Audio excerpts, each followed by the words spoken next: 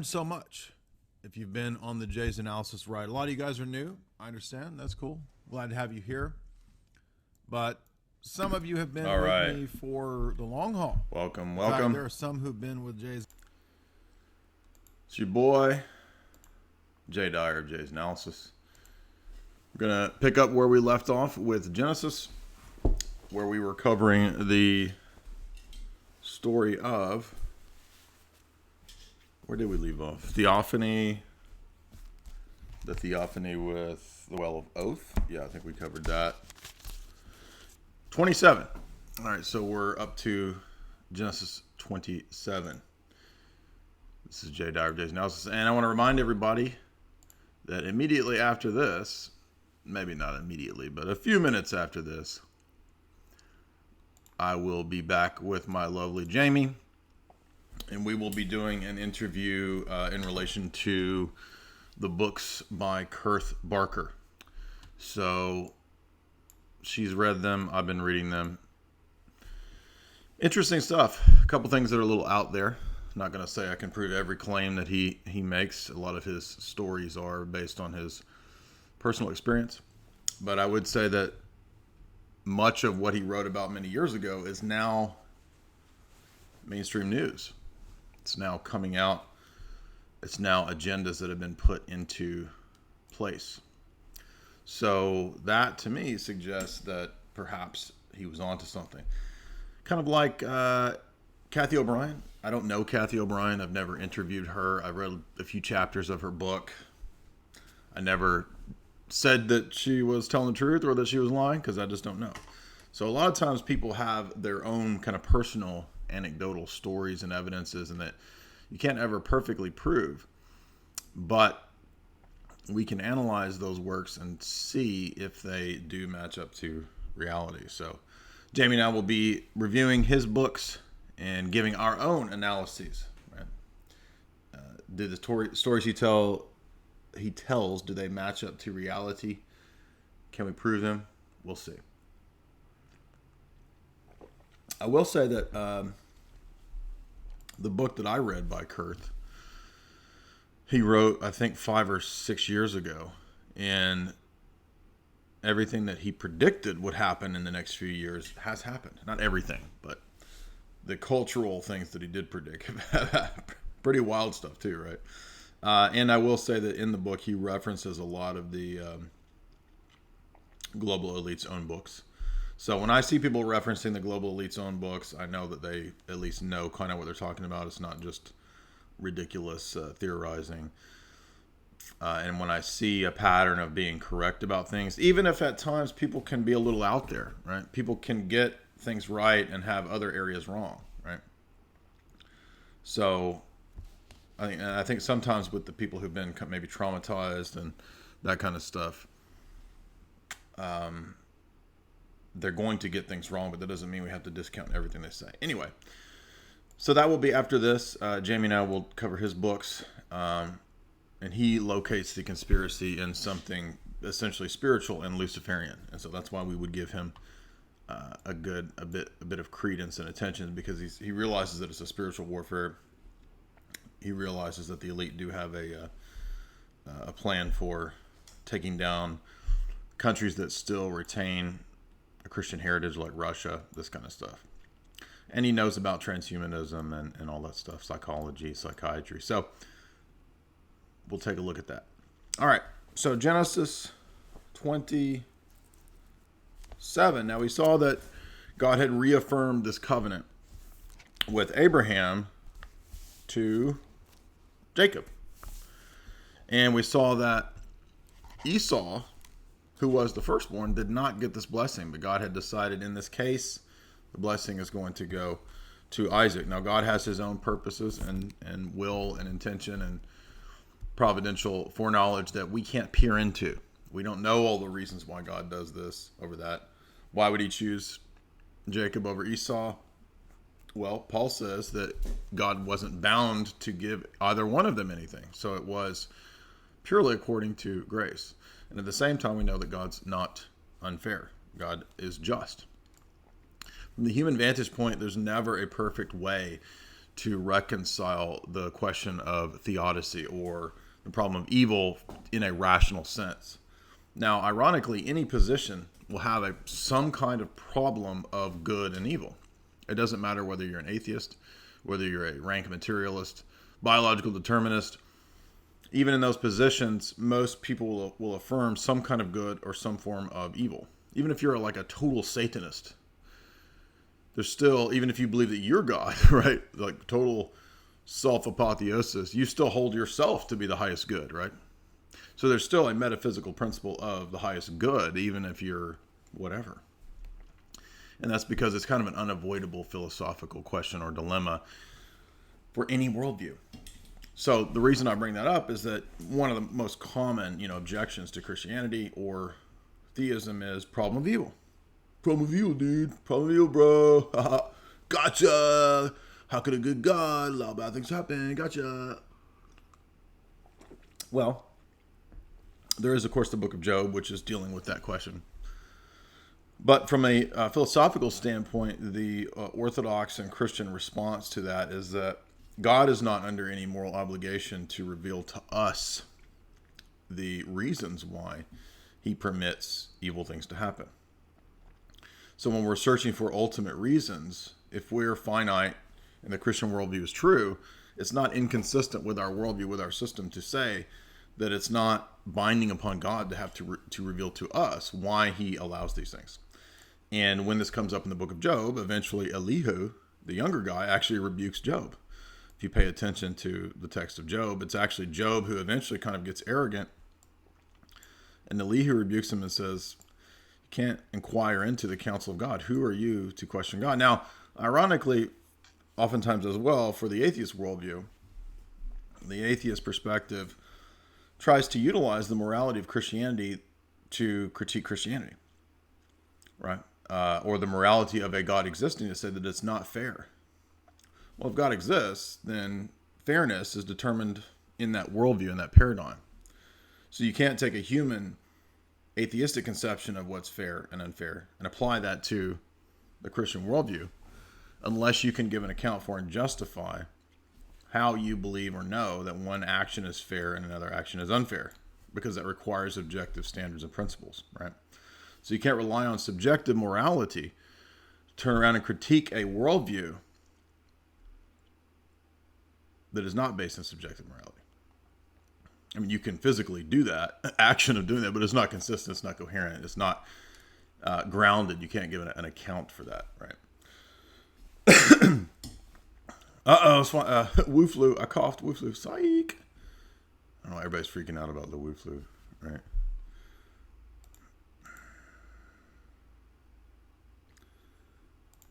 Yeah. So remember, we're here to discuss theology. Yeah, and then here comes the troll bait. So yeah. So yeah, let's get rid of these. Let's get rid of these people here. Get rid of that guy. You're gone. By the way, yeah, you can, if you want to support, you can support with super chats. But I wanted to give that kind of a rough overview of our view of theodicy or the problem of evil, that it's not inconsistent within our worldview to speak that way. And ironically, a lot of times, like the atheistic materialist worldview, they'll actually speak like there's a design and a purpose in nature itself to kind of warn you about bad things that are coming. Like they'll say, oh, if you get, these symptoms, it's nature is warning you that you're getting a worse illness and sickness. And so they'll actually attribute a kind of personalism and intention to nature, which is not personal and has no intentions, right? Intention presupposes will presupposes some kind of active personal agent to will things. You can't have immaterial, abstract principles willing things. It makes no sense. It's incoherent. So they'll basically just take what we would say about God and they'll like smush it into nature. And then when you do that, you get nature manifesting essentially a cyclical, rapacious attitude of predator and prey, death and life. And then as you can see, if they're consistent, this Ouroboros becomes a kind of worship of death. Death and life are essentially just the same principle at work in the universe. Thus, you could see the Luciferian perspective. I'm not saying it's true. I'm saying that if you took the naturalist perspective, it doesn't actually lead you to naturalism. It actually leads you to Luciferianism. Right? So they're more consistent, the Luciferians are, than the sort of low IQ, Reddit and YouTube atheist crowd, right? The skeptic crowd. That's the low IQ outer portico of that stuff.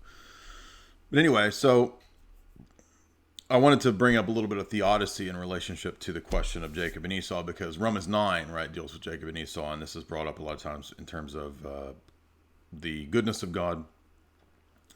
And then again, our answer to this is simply from an apologetic standpoint, that it's not incumbent upon God to tell us all the reasons for why he does things.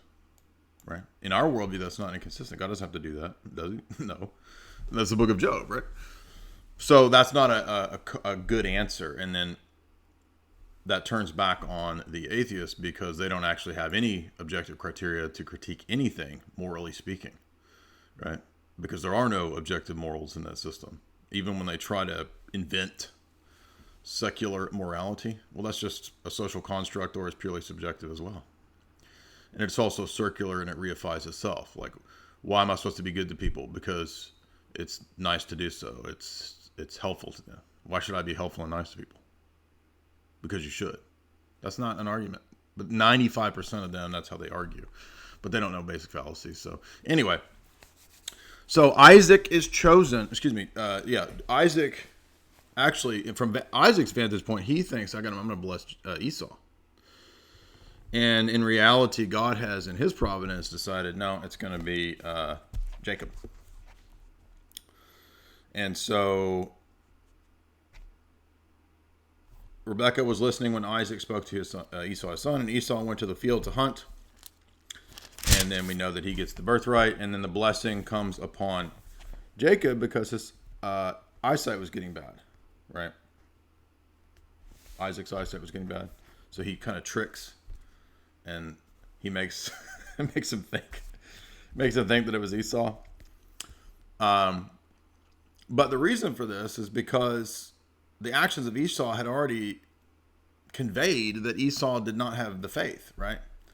And that's what this story partly tells us, is that it's not just the biological descent at this time that matters, right? We saw that argumentation in the last talk, right? So the purely biological view of the promise of Abraham is not true, and it wasn't even true then. So there was a problem that arose here in chapter 27, which is that we already know that Esau doesn't have faith, as Hebrews says, explaining this text, the book of Hebrews. But Isaac, the father, prefers Jacob. He's not going to give it the blessing. He prefers Esau. Jacob is not going to give, Isaac is not going to give the blessing to Esau. He is going to give the blessing to Esau. I'm getting confused. Let me get some coffee here. My mind is in.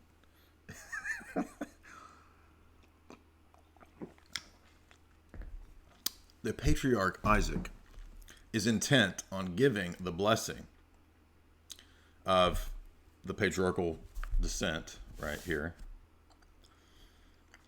to Esau, and it's not supposed to go to Esau. It's supposed to go to Isaac, but Isaac's not going to do it.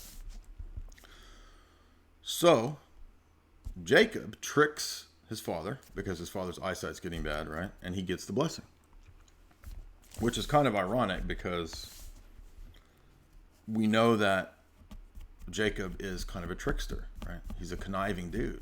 And that shows us, according to Paul's argumentation, that these choices are not ultimately made purely on the basis of our works, right? God's grace is not based on the works that we do.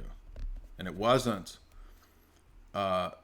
Jacob's goodness that it obtained him the blessing, because he wasn't very good, right? And that's why the worst sinners can still be saved, is because it's a matter of grace, not a matter of God picking whoever was good. It's not, because none of us are good. We're all on a bad state of being, right? Our very being is not evil, but I'm saying that in terms of our actions, everybody is sinful. So it is a matter of grace here that Paul argues. But what we want to pay attention here to is that the most important part of this text is the prophetic promise, because the prophetic promise that's pronounced, the reason it can't be revoked, because you might say, well, why didn't, when Isaac figured out what was going on, why didn't he just like say, oh, my bad, no, I don't mean that. He couldn't, because the Holy Spirit moves him, as you can see in verses 27, to prophesy. And so he would have then realized, oh, my bad, actually, I guess I was being hard-headed. The blessing, since the Holy Spirit moved, the Holy Spirit knew what was going on here, right? He prophesied through me that the blessing goes to Jacob. Why does the blessing go to Jacob and then the sons of Jacob? To the patriarchs, the 12 tribes, the fathers of the 12 tribes? Because the promise is through certain descendants to bring forth Jesus. That's what it's ultimately about. It's not ultimately about who's got magic DNA or anything like that. Oh, I've got the super superior DNA, powers or whatever. No, that's, in fact, Paul's consistently arguing that it's not on the basis of who has superior magical DNA. There can be blessings to people through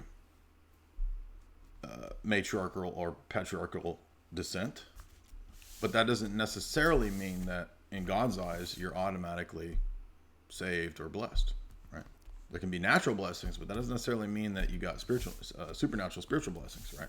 What does John the Baptist say to the Pharisees? God can raise up sons to Abraham from these very stones. So while biological descent can be good, it's not ultimately the final determinant. And that's partly the message here, because the firstborn should have been Esau. But the Holy Spirit had made a decision, no, it's going to be through Jacob. And so we have the prophecy in 27. Then he blessed him and said, surely the smell of my son is like the smell of a field that the Lord has blessed. Therefore may God give you the dew of heaven, and the fatness of the earth, and the grain, and the plenty of grain and wine. Bread and wine, Eucharist. Let all the nations serve you, and let all the peoples let all the people serve you, and all the nations bow down to you. You are Lord over your brethren. And let your mother's sons bow down to you. Cursed is everyone that curses you, and blessed is everyone that blesses you. So he's actually prophesying here. Who's he prophesying? Well, we all know who he's prophesying. It's obvious. He's talking about Jesus.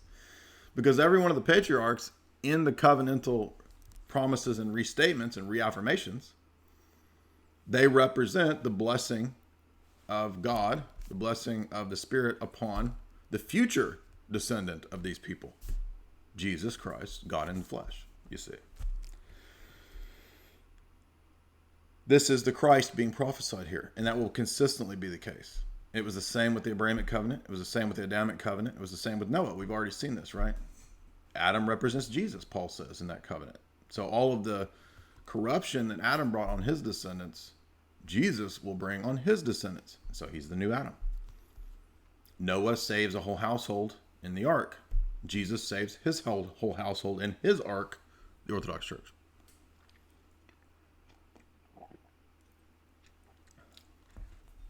Abraham, the father of all those who believe, whose descendants become like the sand of the sea. Type of Christ. Christ is the ultimate seed of Abraham, who fulfills that promise where all the nations come in to worship the God of Israel. Who is Israel? Jacob. Jacob will obtain the name Israel here. Who is Israel? Jesus. That's who Israel is, ultimately. All of this stuff, it's not crazy stories. It's not crazy myths. They're events that are happening to prepare these people and the nations, ultimately, for the fulfillment in the prophet, priest, and king who will come to fulfill each one of these promises, predictions, oaths, and covenants. And that's Jesus, obviously. It's going to be so obvious, right? It's already obvious. We're 6 lectures into Genesis. It's already obvious, right? It's going to be obvious in Exodus. It's going to be obvious in Leviticus. It's going to be obvious in Numbers. even to the point of pagan prophets. Balaam, the pagan prophet, will speak by the Holy Spirit and prophesy Christ.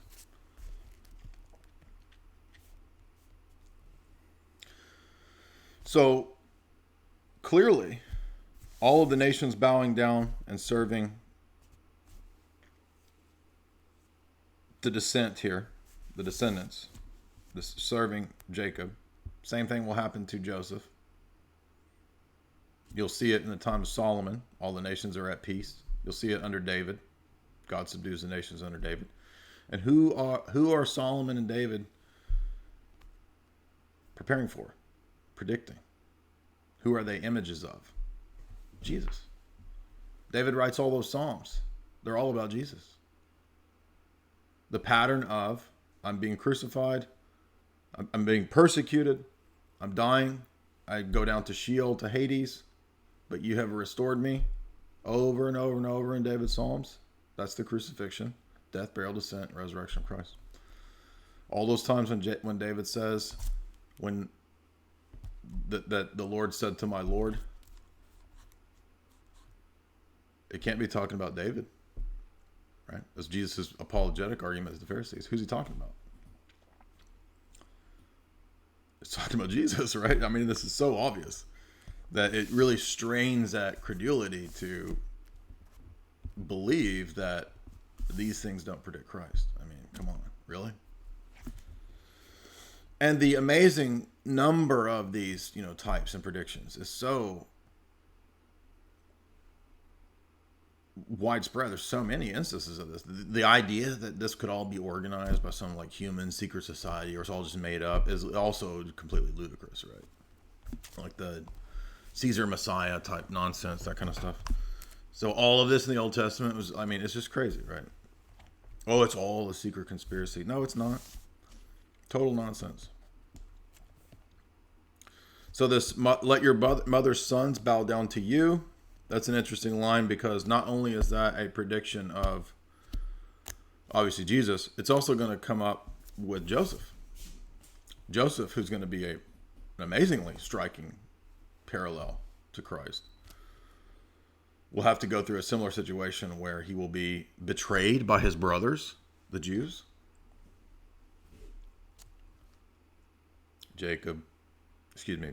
Judah, Simeon, Levi, so they will betray Joseph, sell him into slavery in Egypt.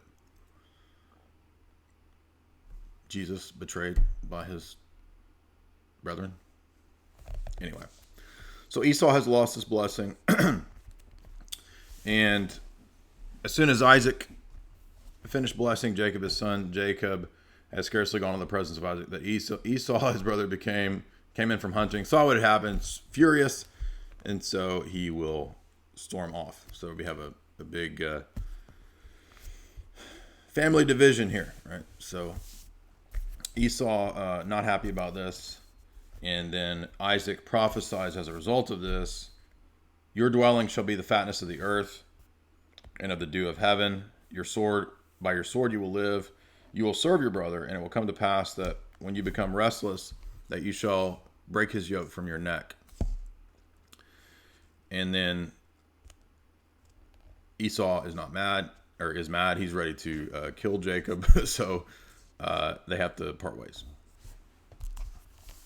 So Isaac sends Jacob to Mesopotamia. And as he goes there to work, he, of course, finds a couple hotties. Well, actually, one hottie, one not so hottie. One hottie, one naughty. And he says, Laban, let me work for you for that one. Right?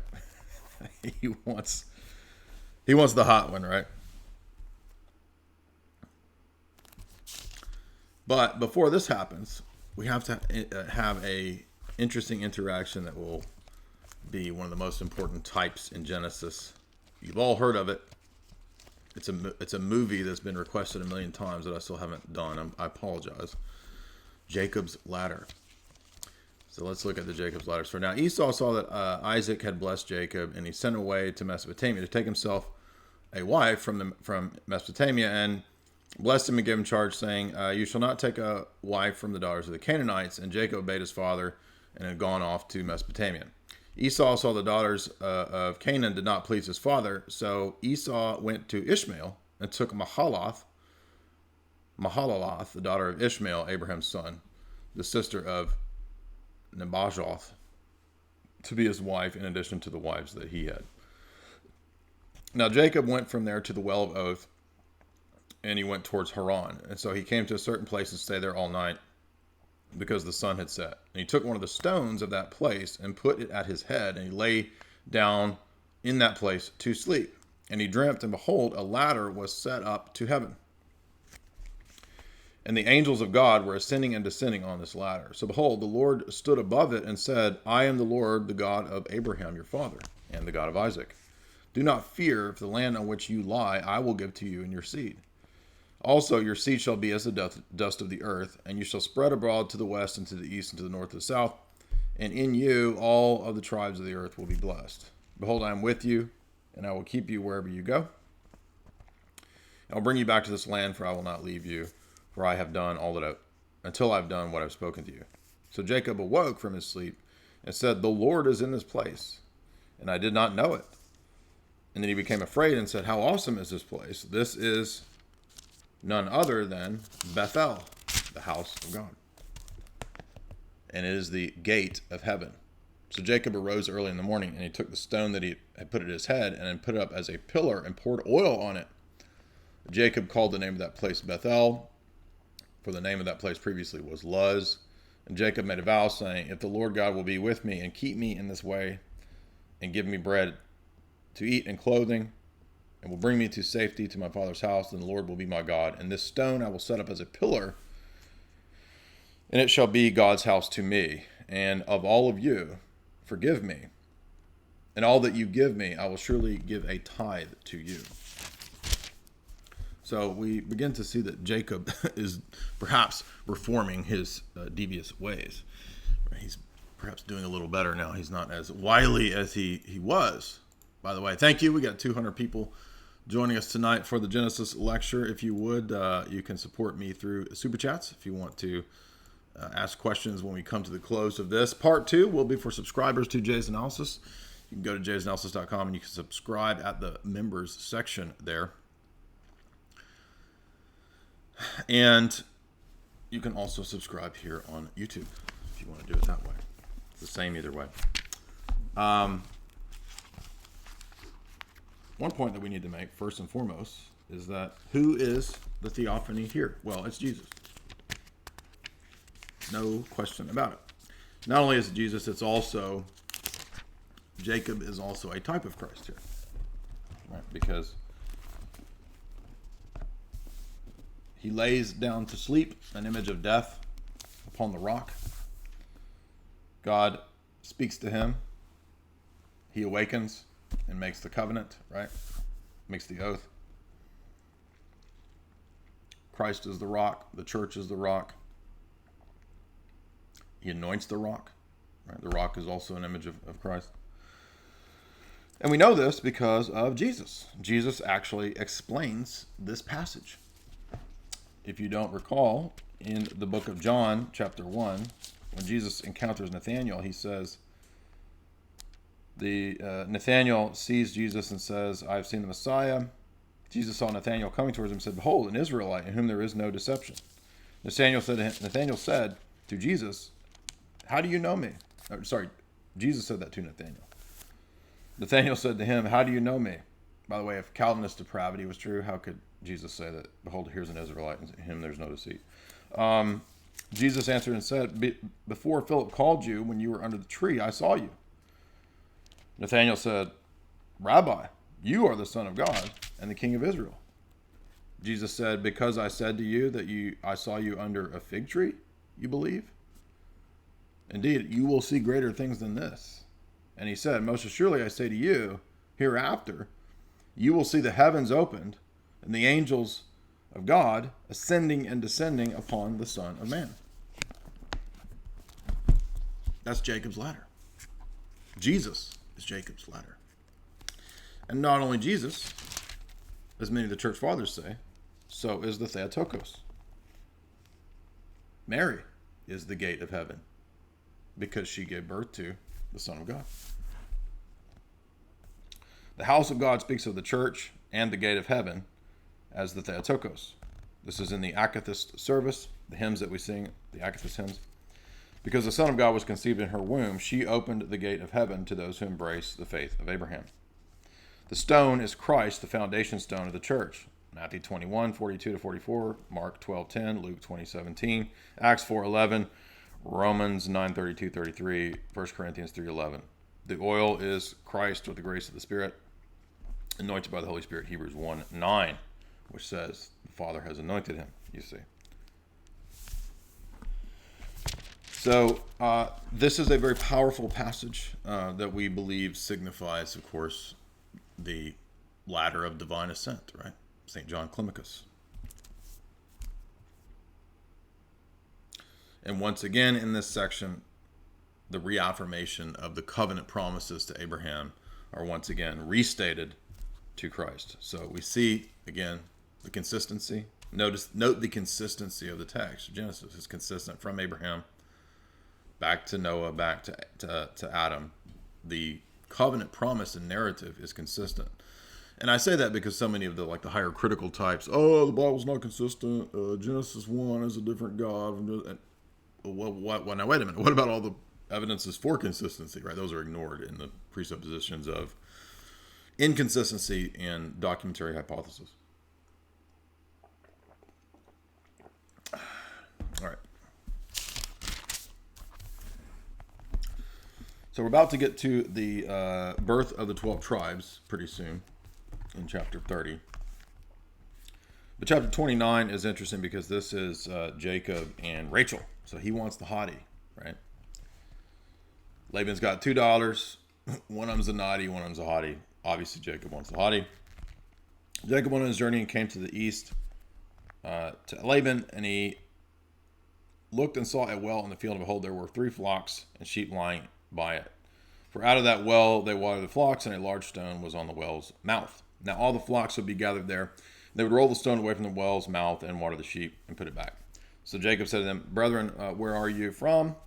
We are workers of Laban, blah, blah, blah. And they said, look, Laban's daughter Rachel is coming with the sheep. Right? So Jacob sees Rachel, falls in love. He wants her.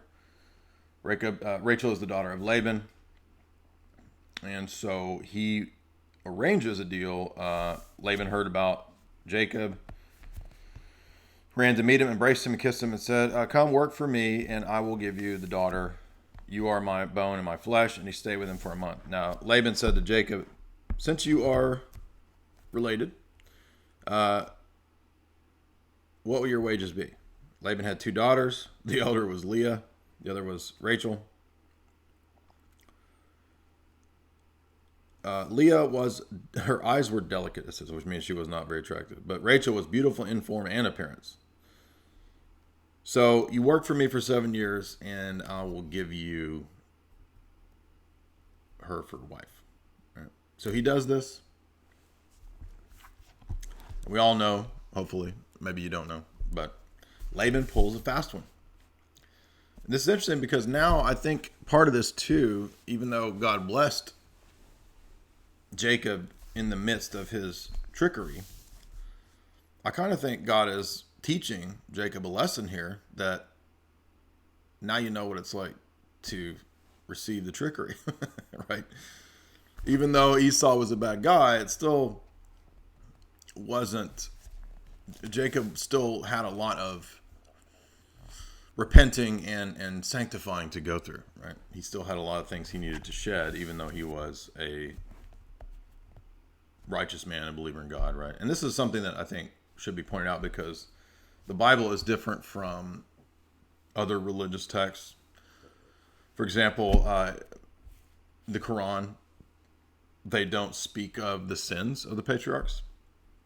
But the Bible is very different because all of the patriarchs are flawed, right? And part of the reason for that is that, well, we're all fallen human beings. None of us are going to be perfectly righteous. But on top of that, it's also to point out that none of those people are the full fulfillment of the promises, right? Only Christ is the perfect man because he's perfect God.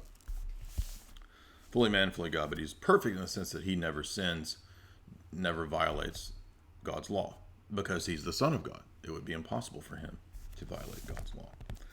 So I think Jacob is kind of being taught a lesson on top of all this.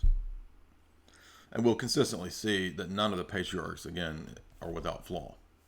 They all have flaws. Even though they're righteous, even though they're participating in grace, they are not, and even the most righteous saint is still not sinless. Right? So, Laban says, well, okay, yeah, I tricked you, because he basically, the wedding night, he puts the other daughter in there with a veil. And oops, tricked you. Okay, well, why don't you work for me for another 7 years, and I'll give you Rachel. But you can have the not so hottie for 7 years. Can you imagine that? I'd be like, man, seriously? You gave me this fatty for 7 years? Come on now. All right, so then Jacob did so, and he agrees to this, and he gave him eventually Rachel also. And then Laban also gave his handmaid Bilhah to Rachel as a handmaiden. Then Jacob went into Rachel, and he loved Rachel more than Leah, and he served Laban another 7 years for both daughters. Now, when the Lord saw that Leah was hated, he opened her womb, but Rachel was barren. So Leah conceived and bore Jacob a son, and she called his name Reuben, for the Lord has surely looked upon my humiliation. So therefore my husband will love me. Then she conceived again and bore Jacob a second time. Behold, the Lord heard that I was hated, therefore he's given me a son also. And she called him Simeon. And then so we're going to have this successive back and forth kind of between Leah and Rachel, both spitting out these patriarchs, and these will become the 12 tribes. These are the patriarchs. This is the birth of the 12 tribes. There's a good note here. It says, the names of the sons of Jacob reveal certain things concerning the coming incarnation of God. For example, Rachel speaks of Dan's birth in relationship to God as judge. Christ shall come to judge the living and the dead, as the creed says. Reuben's birth suggests humiliation. Chapter 29, verse 32. The Son of God humbled himself to become man for our salvation. Philippians 2:7. Simeon's birth emphasizes justice or hatred. Hatred. 29:33. Christ is hated without cause. John 15:25. And so also will be the church. John 15:18. Levi's birth speaks of union. Christ unites himself to the church, Romans 6:5. Judah's birth speaks of thanksgiving, 29:35. Christ himself is the Eucharist and established the Eucharist, which means thanksgiving. And of course, we know that Judah is the tribe from which Jesus came, the tribe of Judah, right? Naphtali's birth emphasizes victory because Christ prevailed over death by triumphing over it, through the cross, Colossians 2:14.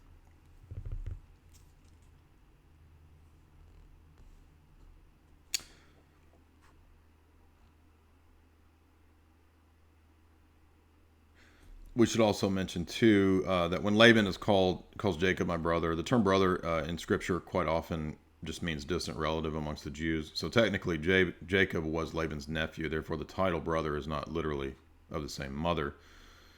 So thus Matthew 13:55 and Mark 3:31, Jesus is said to have brothers who are cousins. They are not literal sons of Mary. They are just simply first relatives. This is a consistent usage of the word and phrase amongst the Jews, by the way.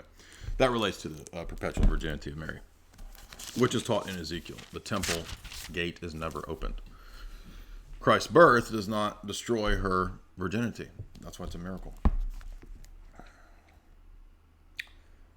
Now, this section, do you guys remember the debate with Mark Brahman? That so-called debate. Wow, one of the more ridiculous ones that we had. we get the story of the mandrakes and the speckled sheep. Now, as I was listening to this earlier, as I was doing stuff today, I was listening to Genesis audio, and I noticed that actually later on he describes, I think, a dream, doesn't he? I think he describes a dream where he was told what to do.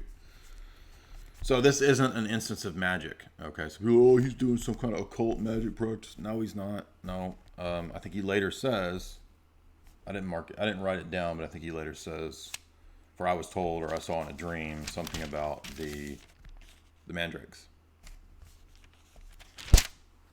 So it says, Reuben went in the days of the wheat harvest and found mandrakes in the field and brought them to his mother Leah. Thus Rachel said to Leah, give me some of your son's mandrakes. But she said to her, is it a small matter to you that you have taken away my husband? Would you like also to take my son's mandrakes? So Rachel said, no, let him lie with you tonight for your son's mandrakes. Now when Jacob came out of the field that evening, Leah went out to meet him and said, you must come to me, for I've surely hired you with my son's mandrakes. So he lay with her that night.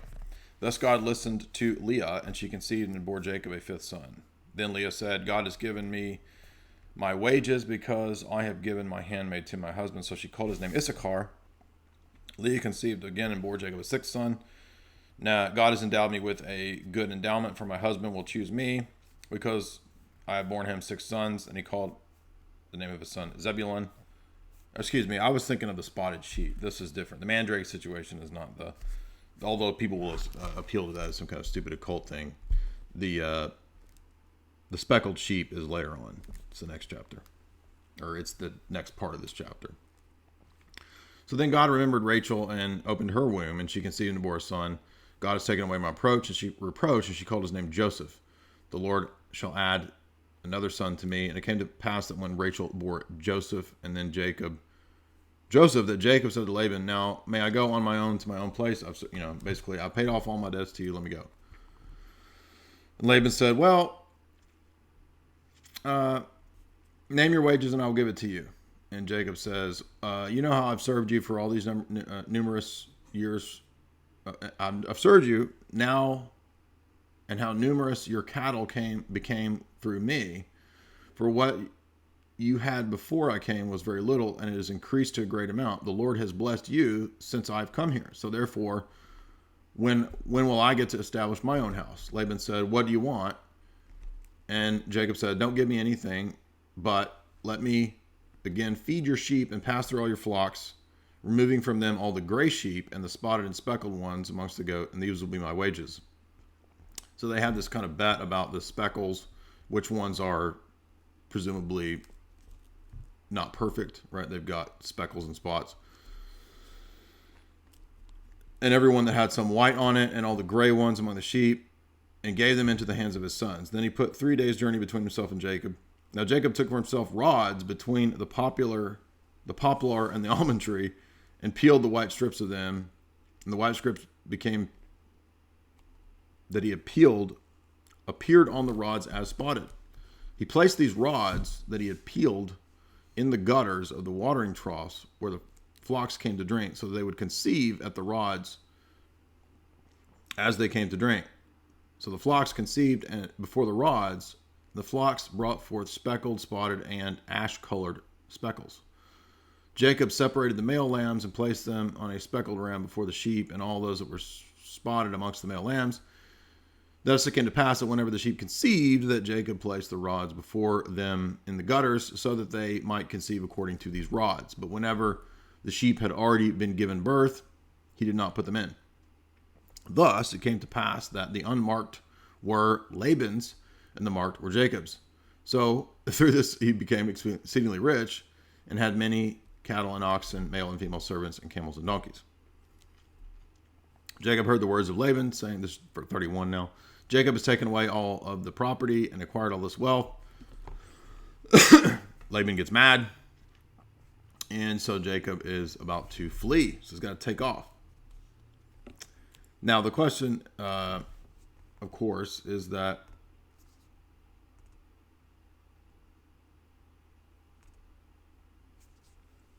how is this to be explained and what is going on?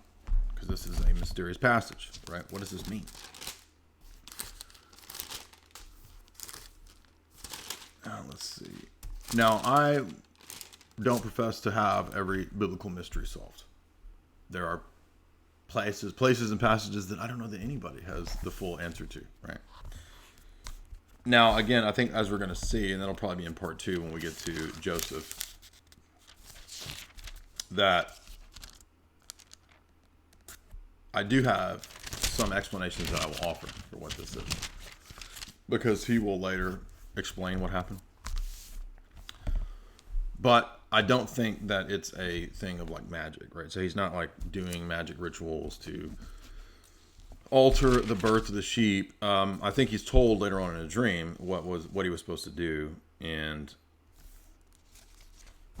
that's how he knew to do this, and it affected the sheep, right? So it could have been either something natural that he knew to do, or it was some kind of sacramental thing, because God had determined to bless Jacob, and Laban was not that great of a dude.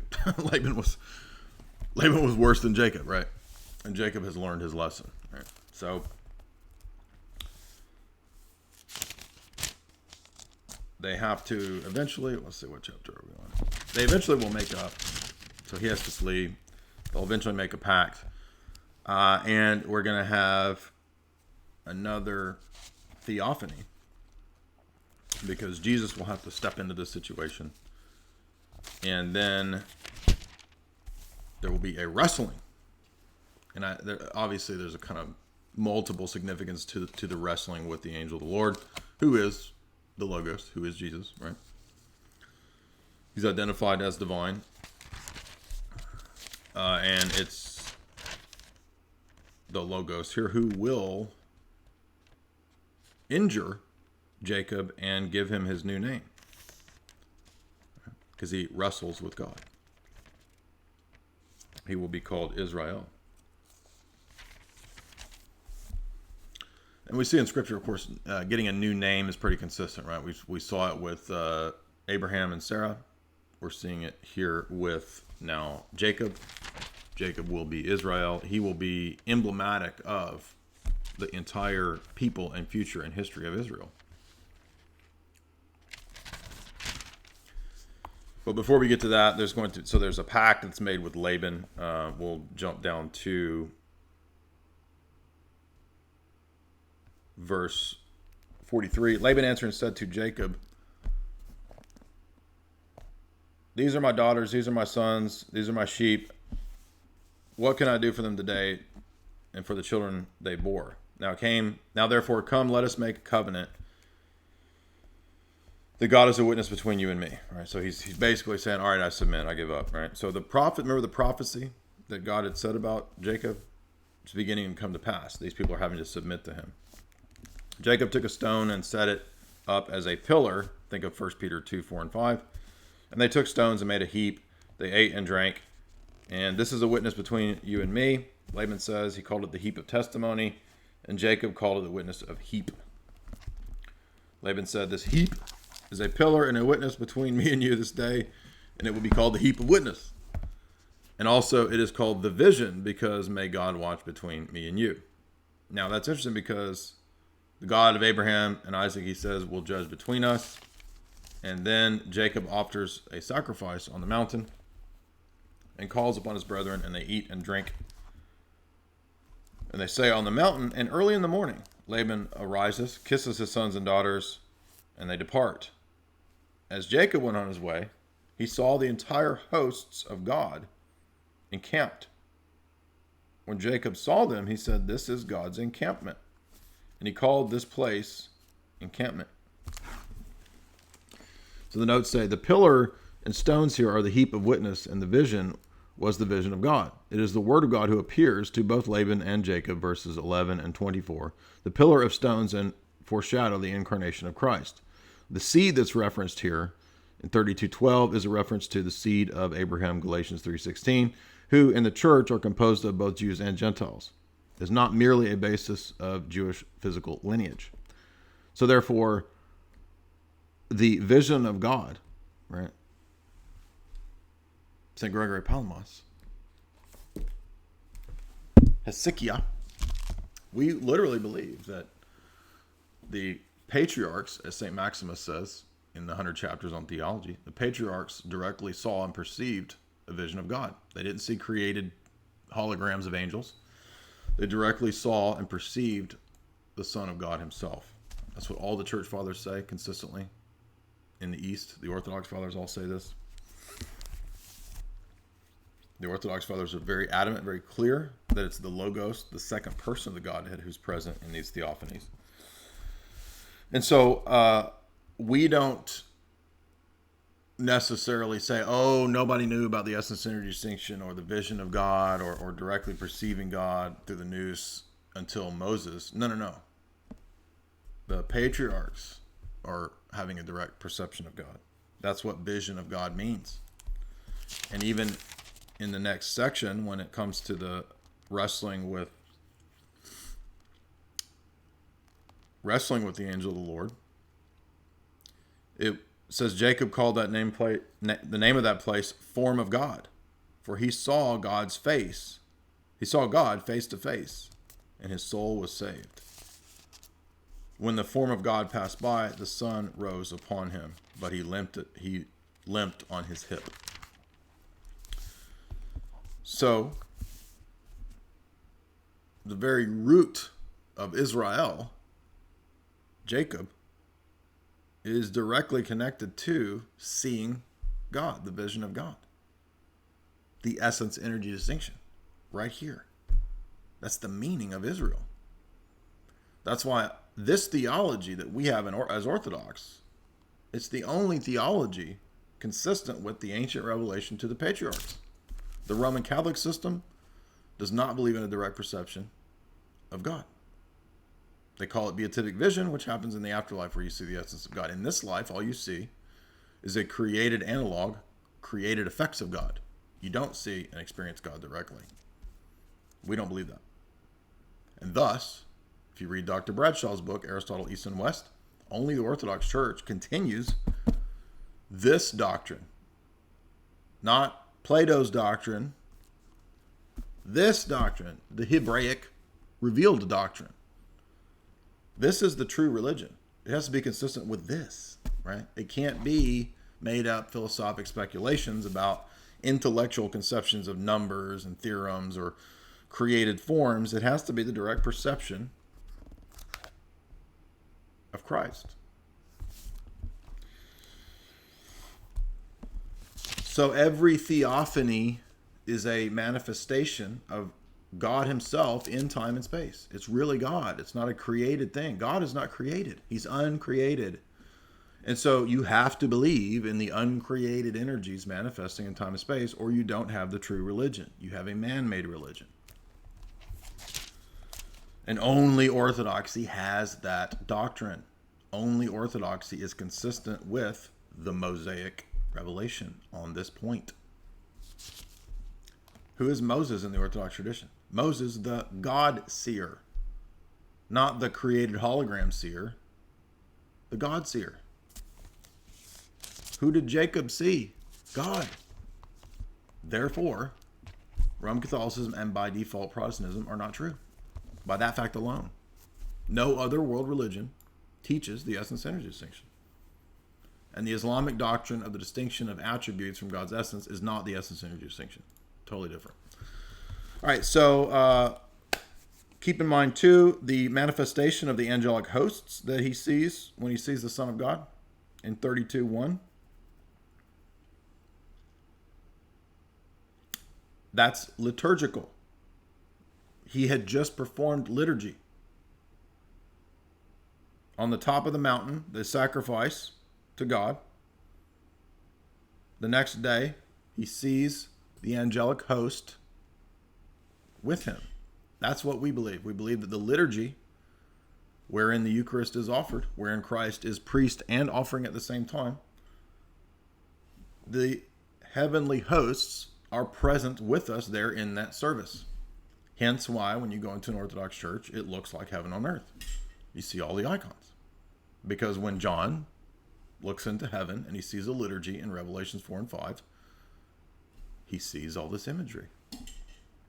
The temple on earth is a tupos, a pattern, a type, as Moses says, as Hebrews says, of the heavenly worship. It's an image, an icon. It's an earthly icon of the liturgy that goes on in heaven. What other religion teaches this? None of them. Now, that sense is kind of there in Judaism a little bit, but they don't have the temple. It's not in Islam. Roman Catholicism, kind of, but Roman Catholicism is a deviation and a deformation, it's a deformed version of original Christianity, of the Hebraic tradition that only continues into some church, right? The church of the first millennium. That's the question here. Who is the faithful church of the first millennium of Christianity? That's the question here. Is it Roman Catholic? Is it Orthodox? Is it Protestant? Well, we know it's not Protestant right away, right? And of course, in the last multiple lectures, we've been endeavoring to show that it's not the Roman Catholic Church on the basis of the many, many writings, examples of the councils and the church fathers. And of course, given that the Roman Catholic Church absolutely does not teach the essence energy distinction, and does not teach that you can directly perceive God in this life, and does not teach that these theophanies were the Logos himself, but were in fact created forms. And since the Roman Catholic Church teaches that the light of Tabor in Matthew 17 is a created light, we know that they don't teach what we teach, and what we teach is in continuity with this. All right. Thank you. Hopefully you're enjoying this. You're seeing the continuity. That's what's so very crucial here in these talks, is understanding that these are not pointless old crazy tales that nobody has any connection to, or it doesn't matter anymore. These are tales of our origins and our redemption. That's why these stories are so important. And they're not just stories about virtue and vice and this. They're stories about how the Messiah will come to be. Every one of these stories and people is preparing us for that Messiah to come, who will fulfill all of these predictions, promises, covenants, and types. Even to the point of the people in these stories themselves at times being types of the Messiah. Even to the point of the names of the tribes of Israel themselves also pointing to the Messiah. Anyway, so if you want to ask any questions on this topic, feel free. I see a few super chats here. We'll go through those. Ryan Young says for $5. Thank you. Thank you, Ryan Young. Much appreciated. Big time. Long time Jason Analysis supporter. Shout out to our boy, Ryan Young. Metropolitan Ralph Groiper, $5. I've noticed that you're repping the St. Anthony's Monastery Soul Tone. Yeah, it's over here. Departure of the Soul. Keep up the great work on the Bible videos. Yeah. Thank you very much. Much appreciated. Takia watch 20 secs. Takia watch again 20 secs. All right, gotta make this smaller. I can't see it. 26, 56. He says, can we Christians call ISIS wrong when there's Numbers 31, 35? Is that the one about taking captives? Numbers. I mean, I don't remember what Numbers 31 is off the top of my head. So first of all, the laws that apply to like the conquering of the land and this kind of stuff, those we would say are typological. So they're fulfilled. I mean, the Jews were to keep those laws when they were given, and they were supposed to conquer the Promised Land. But we don't take what are called standing commands or commands relating to the actual like Jubilees or the law of Israel, the land of Israel. A lot of those laws are only applicable to the land of Israel. So you can't like cut and paste all of those directly over to the church because many of them are fulfilled. If you read the book of Hebrews, it will discuss this. But in another sense, a lot of those verses do apply to us in a spiritual sense. Okay, so no, we don't like go conquer people and shave their heads and that kind of stuff. If you read Paul would interpret those as the way that we conquer and shave people's heads is by converting them, right? That's the real conquering that we do now. So when we make converts of atheists, we are fulfilling the dominion mandate and the mandate to go and conquer the nations. That's what the Great Commission is. But let me see what specifically Numbers 31, 35 is. I must be getting older because I have to hold things. Away like I'm a boomer now. Let's see. The booty remaining from the plunder, which the men of war took, was 675,000 sheep. Yeah, so this is what I thought it was going to be, like what they took in the conquest. 32,000 women who had not slept with a man, so they took the virgins. Yes. Right, so it's not principles that we apply to, like, well, when you go out, go conquer, like ISIS. If you read Hebrews, I'll just tell you their Takia watch. Hebrews will interpret these kinds of texts as a fulfillment in the church's mission of conquering those who are outside the church. Not conquering them in the sense of like beating them down with swords, conquering them in the sense of conversion. Right? That's what the Great Commission is. Now, at the same time, in the history of Christianity for the last 2,000 years, prior to the phase of like the Enlightenment and revolutions and secularism, did the church, East and West, apply moral principles from the law to warfare? Absolutely. In the sense of you can't, like, don't rape and plunder. That's a Christian principle applied to situations of warfare.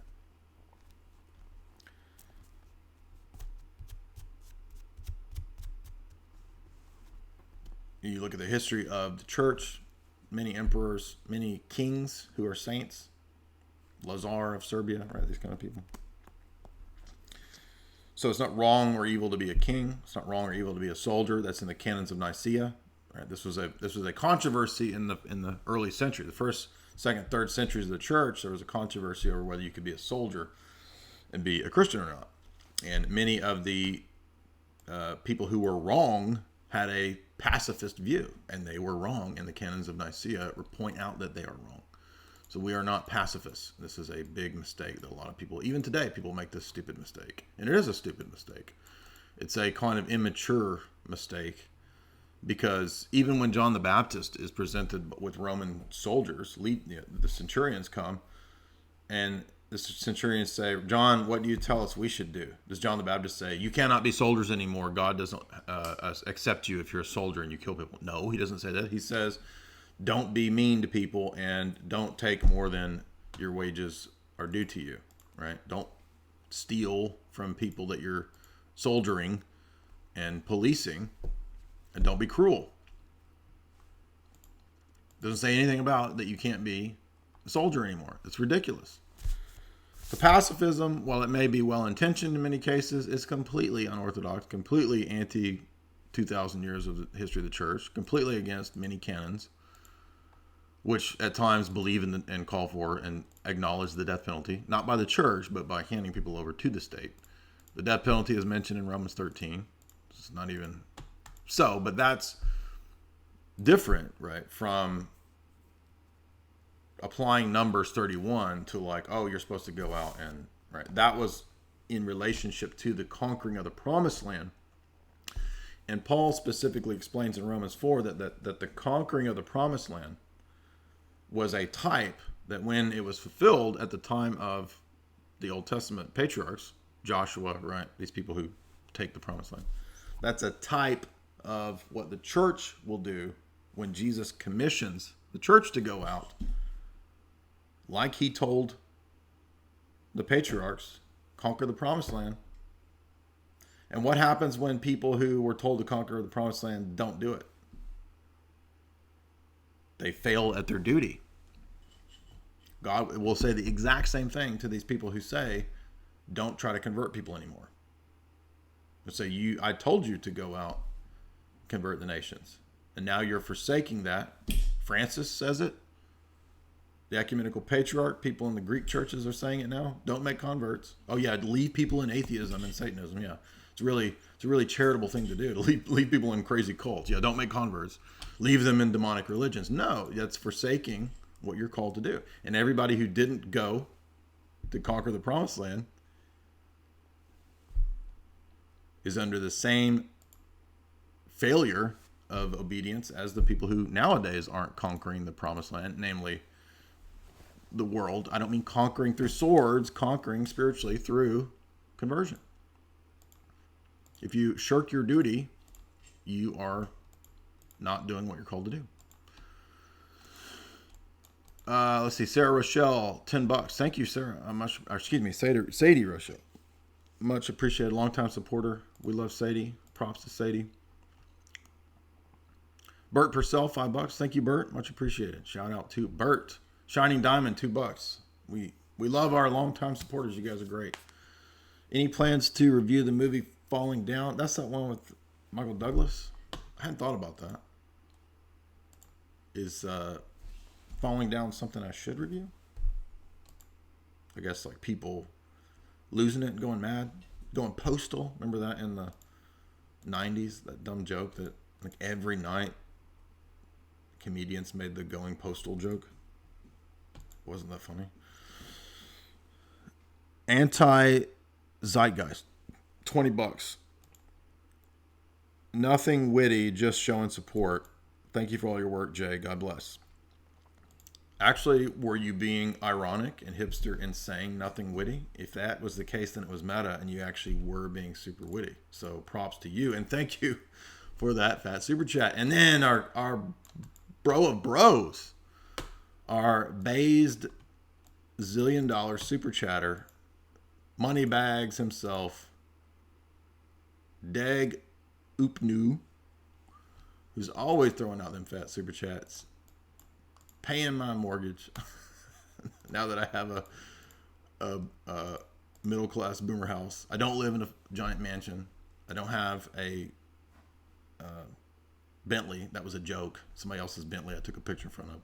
People were like, oh, exposed. He's secretly got a Bentley. No, I don't have a Bentley.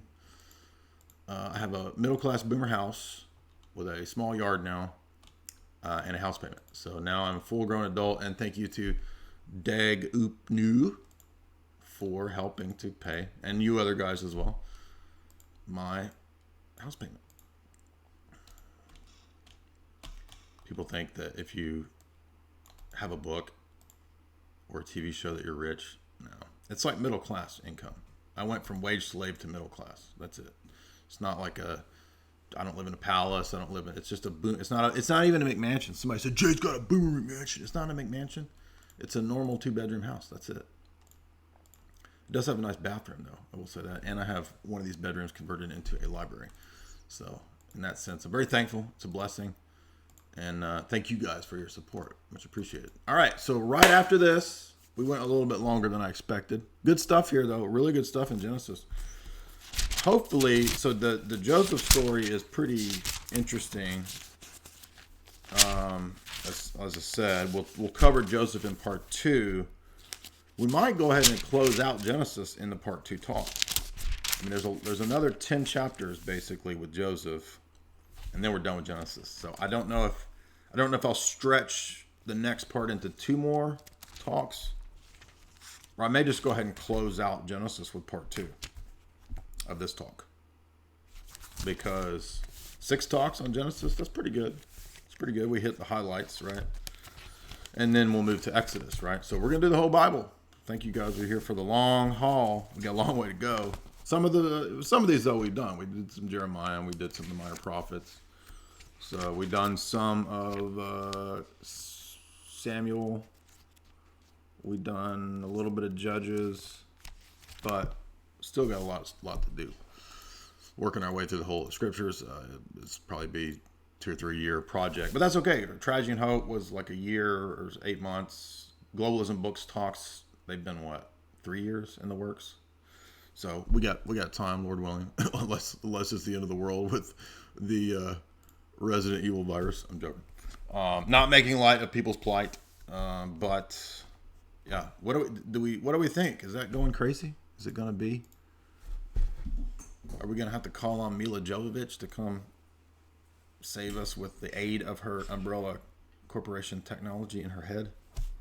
By the way, I do have a Resident Evil talk I'm about to do, because as silly as that whole series is, I've just about decided that it's pretty much totally eliminated confirmed. I went back and watched all 6 movies, I've been playing the video games since, I don't know, forever. And if you remember in Resident Evil 4, it is the Illuminati. Remember, it's a midget. It's a Spanish midget that runs the Illuminados. It's a Spanish midget that runs the Illuminados. It's not really Spanish. It's more of a Hispaniola talk. Right? Spanish midgets running the Illuminati from giant palaces in Europe. That's probably true. Like, I don't... And secretly they're like, alien viruses or something. Anyway, so I'll do that in the next couple of days, but we got to get back to some of the more serious stuff today with the Bible. But, all right, so come back if you guys want to in 30 minutes probably. I got to go tinkle. And then Jamie and I will do our Luciferian discussion. We're going to cover the books of Kurt Barker. Now, this will fit well also with the last talk that we did with Jamie, a week and a half ago, about ritual abuse and MK Ultra from a clinical perspective, an actual clinical published book that we did. If you didn't watch that, go back and watch that one because it's going to fit well with what we're talking about tonight with the books from Kurt Barker. All right. God bless. Hope you guys are enjoying the Genesis talk. If you want to see part 2, be sure and subscribe at Jay's Analysis, and you will get the full Joseph the Patriarch analysis and typology in part 2. And then I think we'll probably close out Genesis there and move on to Exodus. But thank you guys so much for those awesome super chats. Really, really appreciate that. It's what keeps me going. And I will talk to you guys in 30 minutes. Again, come back if you want, and we'll get into some of that crazy Luciferian stuff.